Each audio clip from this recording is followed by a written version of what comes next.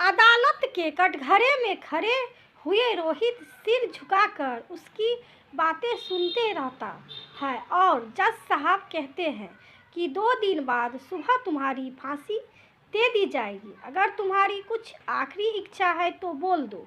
रोहित कहता है कि मैं चाहता हूँ कि मेरे सामने मीडिया हो। मैं अपनी बात सभी तक पहुँचाना चाहता हूँ ताकि सब लोग मेरी बातें सुन सकें। और उसे इजाज़त मिल जाती है। दूसरे दिन मीडिया को बुलाया जाता है और फिर रोहित कहता है कि कुछ बातें हैं जो मैं लोगों से कहना चाहता हूँ। मैं चाहता हूँ यह बातें हर माता पिता और बच्चे तक पहुँचे। मेरे परिवार में कुल 4 लोग थे, मेरी एक छोटी बहन और माता पिता। हमारी परवरिश आम बच्चों के जैसे हुई है। जहाँ परिवार में लड़का पैदा हुआ तो बहुत ही जिम्मेदार माना जाता है। मैं 4 साल का था और मेरी बहन 5 साल की थी, पर अक्सर मुझे यह महसूस कराया जाता कि वह कमज़ोर है और मैं ताकतवर। जब भी कहीं दुकान पे जाना होता तो मेरी बहन को अकेले नहीं भेजते थे, पर मुझे अकेला भेज दिया जाता था। इससे मुझे लगता था कि मेरी बहन एक कमज़ोर है क्योंकि वह एक लड़की है। बड़े होने के बाद भी उसे कहीं जाना होता तो उसके कपड़ों पर अक्सर बहुत ध्यान दिया जाता, जैसे कि कपड़े छोटे ना हो, दुपट्टा लिया है या नहीं इत्यादि। इसलिए मुझे लगता कि लड़कियों को इस तरह के कपड़े नहीं पहनना चाहिए, क्योंकि मेरी माँ कहती थी कि लड़कियों का चरित्र उनके कपड़ों से जुड़ा होता है।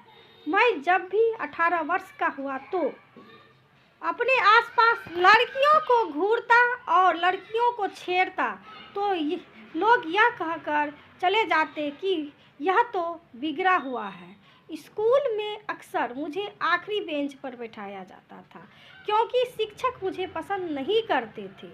घर पर आता तो पापा मुझे अक्सर डांटते थे और कहते लड़का हाथ से निकल गया है। बस इन्हीं मोहल्ले में मैं पला बड़ा था और जब मैं बड़ा हुआ तो मुझे लगता था कि मैं सही हूँ। मैंने कभी खुद को गलत समझा ही नहीं। मुझे कभी महसूस ही नहीं हुआ कि मैं जो कर रहा हूँ वो गलत है। छोटी छोटी गलतियों को करते करते मैंने एक बहुत बड़ा जुल्म कर डाला जिसकी इस दुनिया में कोई माफ़ी नहीं है, और उस जुल्म का नाम है बलात्कार। हाँ, मैंने एक नाबालिग लड़की का बलात्कार किया। पता नहीं कैसे मैं इस रास्ते पर चल पड़ा। जब मैं उम्र के साथ बड़ा हुआ तो मेरे अंदर लड़कियों के प्रति एक अलग ही चाहत बढ़ने लगी। मैं अक्सर मोबाइल पर सेक्स के गंदे गंदे वीडियो देखने लगा था। वीडियो को देखकर एक अलग सी उत्तेजना शरीर में होती थी।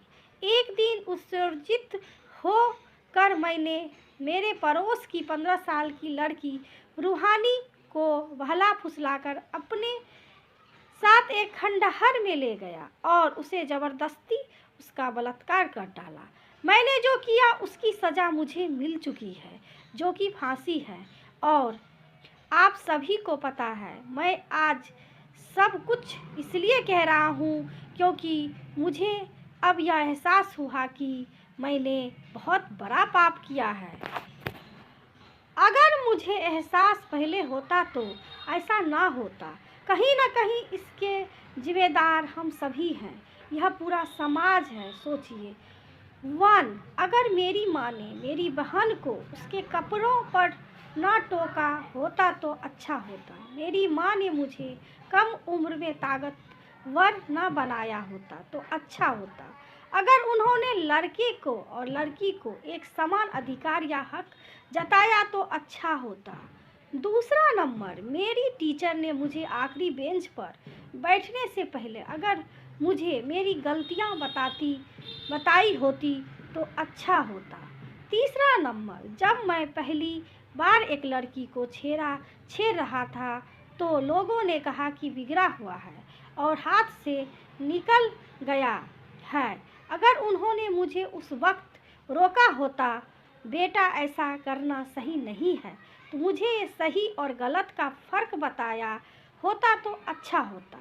4 नंबर, लड़कियों का कपड़ा छोटा होना और चरित्रहीन होना एक है। अगर मुझे इसमें फ़र्क बताया होता तो अच्छा होता।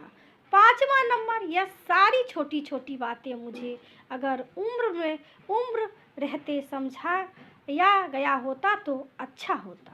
मेरी हर माता पिता से विनती है कि आप अपने बच्चों को समान अधिकार दें। लड़कियों को उनके कपड़ों से ना तौलें।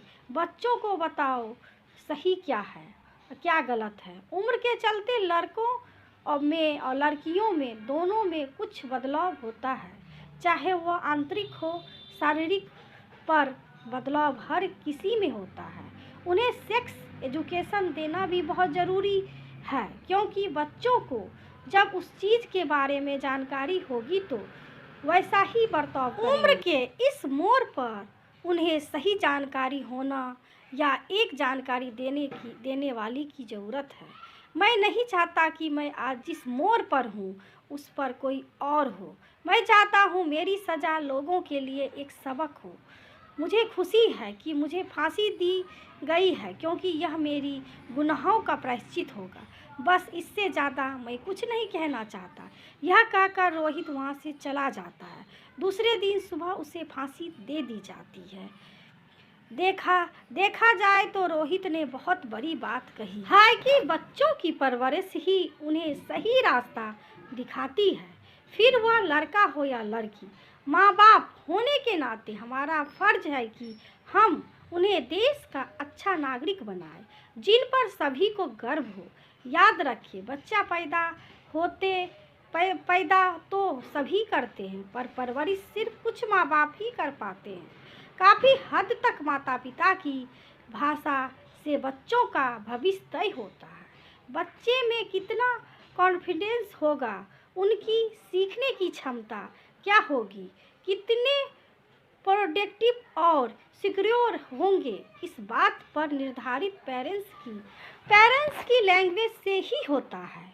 बच्चों पर अपने सपनों का आकाश मत थोपिए, बल्कि उनके सपनों को अपने विश्वास और साथ में पंख दीजिए। आप बच्चों का हौसला और मनोबल बढ़ाइए, उनकी कठिनाइयों को समझाइए। दूसरों बच्चों से उनकी तुलना मत कीजिए।